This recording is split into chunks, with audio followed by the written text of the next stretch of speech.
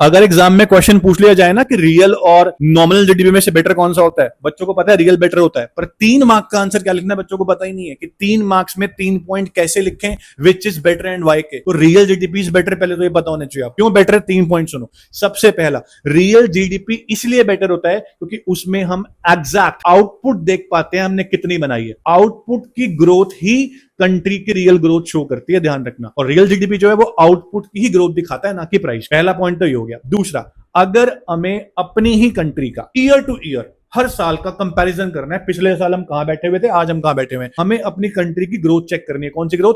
Periodic comparison करना है। कैसा कंपैरिजन? पीरियोडिकल, मतलब हर साल कंपैरिजन करना है। उसमें भी मैं क्या देखूंगा? मैं आउटपुट देखूंगा भाई साहब, प्राइस नहीं देखूंगा कि पिछले साल कितने आउटपुट थी, आज कितने आउटपुट है। इसलिए रियल ही बेटर है क्योंकि रियल ही बताता है आउटपुट कितनी है। तीसरा, अगर मुझे इंटरनेशनल कंपैरिजन करना है इंडिया का यूएस से, इंडिया का जापान से, तो भी मैं आउटपुट देखूंगा यहां कितनी बनी है और वहां कितनी बनी है, मैं प्राइस कंपेयर नहीं करूंगा। और इसलिए बोलते हैं real GDP is better. 3 point हो गए। सबसे पहला, आउटपुट को दिखाता है। दूसरा, पीरियोडिक कंपैरिजन में हेल्प करता है। और तीसरा, इंटरनेशनल कंपैरिजन के लिए बेस्ट रियल जीडीपी ही होता है।